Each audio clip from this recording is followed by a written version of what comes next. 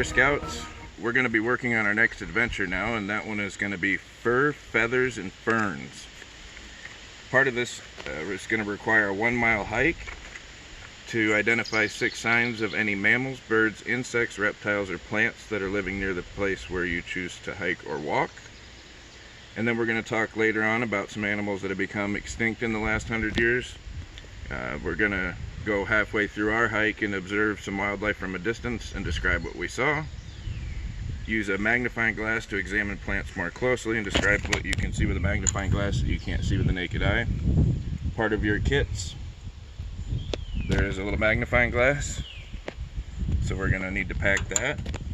For our 1-mile hike, we're going to need to pack our 6 Cub Scout essential items.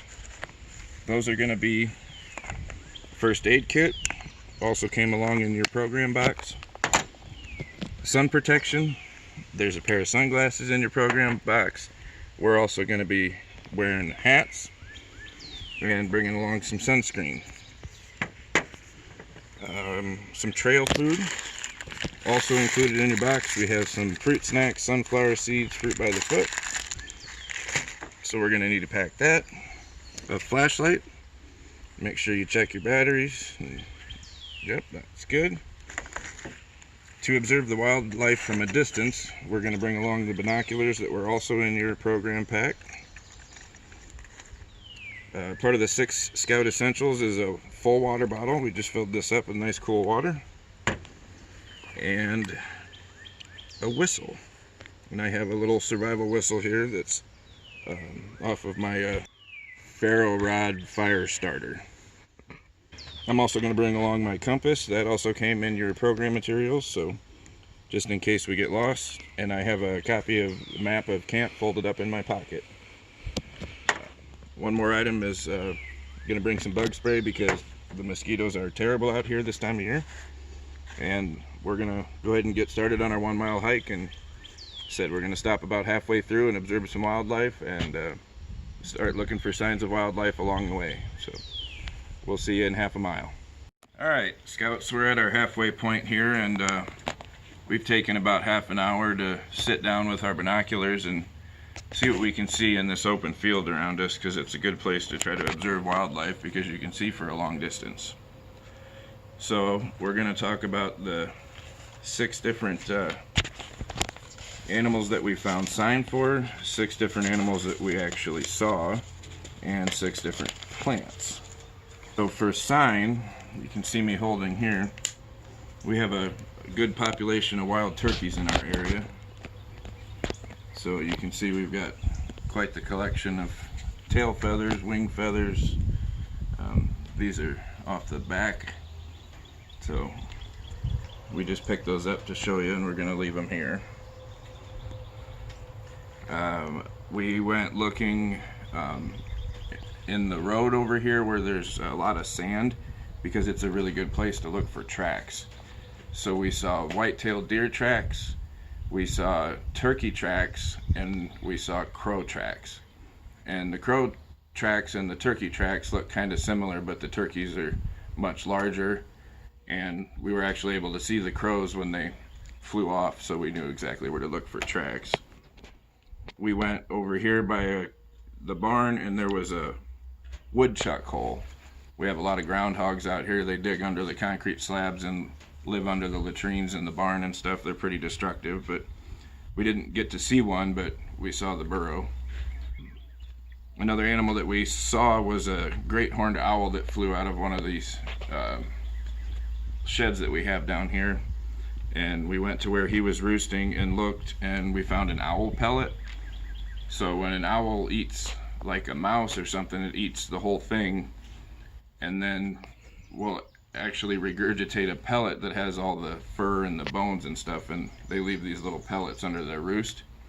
And they're really interesting. If you put on some rubber gloves, you can open them up and find mouse bones and see what they've been eating, but unfortunately we didn't have any rubber gloves with us, so we weren't able to kind of dissect it. But some of the animals that we saw a white-tailed deer with her fawn twins. So she had 2 babies with her with spots still all over. We saw a fox squirrel and a smaller red squirrel. Like I said, the great horned owl. We saw a robin. For bugs, we saw a cricket. We saw a box elder bug, and we saw a emerald ash borer. And we're having a lot of problems with the emerald ash borers right now because they go in and they kill all the ash trees. We were also fortunate enough to see a goldfinch out in the field here, and that's special for us Iowans because goldfinch is our state bird, and they're just little finches that are all yellow. And for plants, I was mainly looking for trees, so we were able to identify a maple tree, an oak tree, a walnut tree, a black locust, a hickory tree, and for some of the plants that we were able to find, we saw some burdock, and that's a pretty unique plant because it's got really big leaves, so that's kind of easy to identify. We also found a lot of lamb's quarter is a weed, so to speak, that we have a lot of in this area. And while we were looking at the lamb's quarter, we got our magnifying glass out to look at the leaf. And that's part of one of your requirements here is to number 5, to use a magnifying glass to examine plants more closely. Describe what you saw through the magnifying glass that you could not see without it. So I went and found some lamb's quarter that looked like it had been eaten on. So on our lamb's quarter leaves, I took my magnifying glass and was able to actually see what was eating it. And they were tiny little aphids, tiny little bugs that eat the leaves and eat the chlorophyll out of the leaves. So you could see where they had been eating in a circular track around the leaf. So now we're going to talk about one animal that has become extinct in the last 100 years and one animal that is currently endangered. Explain what caused their declines. So we'll go to page 95 here for requirement 3. And it says, an animal species becomes extinct when its last member dies. Extinction happens for many reasons, including loss of habitat, overhunting, climate change, or the appearance of a new predator or disease. You've heard of animals like dinosaurs that became extinct millions of years ago, but some animals have become extinct more recently. A good example is the passenger pigeon. When Europeans first came to North America, there were billions of passenger pigeons. In the 1700s, a man named Cotton Mather wrote about a flock of birds that was a mile wide and it took several hours to pass overhead. Passenger pigeons were an important source of food in the 1800s, and they were hunted nearly to extinction. A few survived in captive flocks, but the last passenger pigeon, Martha, named after Martha Washington, died in 1914 at the Cincinnati Zoo. Not all stories have sad endings. After World War II, the American bald eagle was in serious decline. A pesticide called DDT was poisoning the fish that the eagles like to eat and hurting the eagles. In 1967, the species was listed as endangered. DDT was banned in the United States in 1972, which helped the eagles rebound. Conservationists also worked hard to breed eagles in captivity and reintroduce them into nature and protect their nest sites. By 1995, bald eagles were listed as threatened, which is better than endangered, and in 2007, the species was removed from the list of threatened and endangered species altogether. It is still illegal to kill, sell, or possess bald eagles without special permission. The difference between threatened, endangered, and extinct. Threatened means that the species is likely to become endangered if people do not work to save it. Endangered means a species is likely to become extinct in all or a major part of its natural habitat. Extinct means that the species no longer exists. So there is good information on the internet about this that you can learn all about the threatened and endangered species. There is a website here on page 96 that you can go to learn about those species, and always, of course, get your parents' permission first. Requirement number 6 requires you to learn about composting and how vegetable waste can be turned into fertilizer for plants.